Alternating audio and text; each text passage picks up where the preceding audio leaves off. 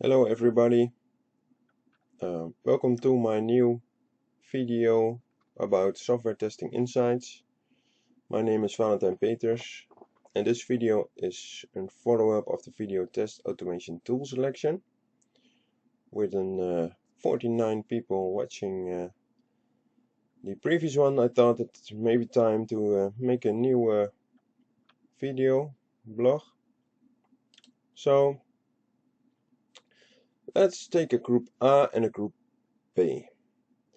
The one group A, tests perfect. It has a really perfect test process. And the group B, they test mediocre. They have a mediocre test process and they do average testing. But the thing is, the group B makes a lot of money. They invested in what is our best market, how can we sell the product. They had very good requirements and they made a very good product. Which team would you choose? Okay, but what if we mix some other aspects into that? What do you mean by that? Okay, let's take a look at the regulations and rules. Sometimes in software development, rules and regulations apply on the software. So it changes a lot. Would you still choose the same team?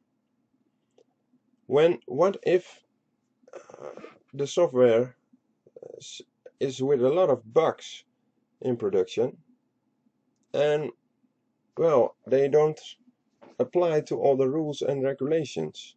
It makes a difference.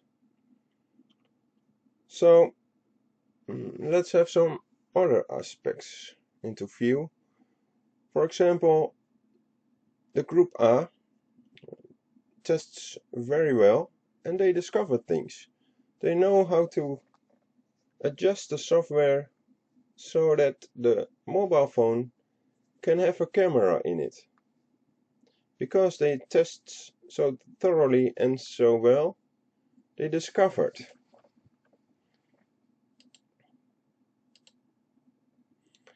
So why is it exactly that we test software? And what exactly is a perfect test process? What is testing perfect? Do those even exist? Does that even exist? Everything always seems to be about the building aspects of the development process. At least that's my experience. But can you go into production when things don't meet the rules and regulations? No, you can't. So you need to test properly, right? So do you think it's possible to determine exactly when you will find bugs? I don't think so. Is it possible to find bugs just 5 minutes after you just have gone into production? Is it possible that you find a huge bug just 5 minutes before you will go into production? I think so, yes. Those things can happen and I've seen that. I have experienced them myself in real case scenarios and at real projects. So you found a huge bug 5 minutes before you wanted to go into production. You need a change in the development code. But how are you going to retest everything? Partly, you can regain some confidence by running automated checks. Automated checks can be done on several layers. For example, the unit test layer, the integration test layer, and the end-to-end test layer. This is the test pyramid. So, if we run the automated checks and everything turns green again, then we will be alright, right? Then we go into production. No, that's not how it works. You have to think about things like the four-eyed principle, a doctor that has to see the change of the software with his own eyes. There's always an aspect of test coverage, because even if you have such a pyramid and you test on all the layers, you will never have 100% of coverage.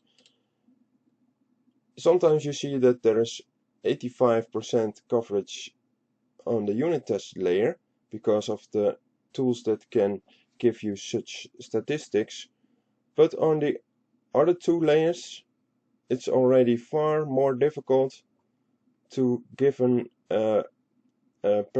percentages to that. And you also have blind spots in the software, things you never checked before, for example. So how do I know if I can go into production then? I hear the CEO of a company saying.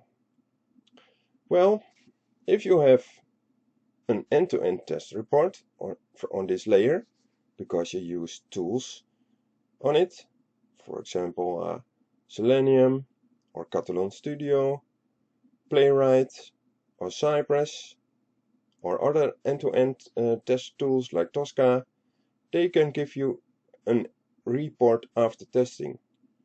If you have integration tests, for example SOAP UI or other API test tools, or when you run unit tests and you do the so-called, many times called, manual testing, all those reports combined, they can give you an overall feeling of what the status of a certain software product is at a certain moment in time. So you're saying you're not testing in that manner yet, and you want to test less because it takes time, or it's very very expensive. Well, can you take the risk? There are rules and regulations. You say you don't have any? Okay, that's possible. Some software is not related to certain regulations or rules. But are you willing to take the risks? You see where this is going? The competition discovers maybe things because they are testing very well. So you're not willing to take that risk. You don't want to give the competition an edge. Sooner or later, in that case, you will need some kind of test policy for your business. So what are test policies? Okay, let me ask you a couple of simple questions. Is it allowed to put some new code in the master branch whenever you like for whoever wants to do that? Probably not. No, you want it to be tested first. The new code. No, you want the new code to be reviewed first by a colleague or another senior developer. Alright, so you have determined when is testing done? If you have not determined and written such things in a test policy, when testing is ready, okay, that's interesting then. Let me ask you another question.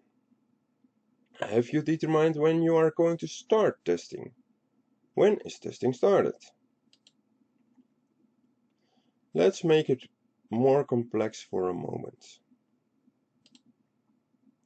So remember that bug that was found just 5 minutes before you were going into production?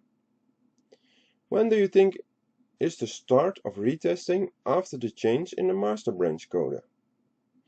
When do you think is the testing done after the change in the master branch code? Have you thought about such things? Do you see that the effect of finding just one bug can bring you totally back to the start of the sprint scrum board. It can result in a new story, maybe even a new epic. And also that testing everything after the change of the buggy coder does not even give you a guarantee that after the deploy then, 0 bugs will turn up into production. Because even if you would have a perfect test process in place, it doesn't mean that it will bring you a lot of money. So do you see the importance of good software testing now? It's a real paradox sometimes. Software testing is a strange profession. You can't develop software without testing, but it doesn't give you any guarantees either if you do.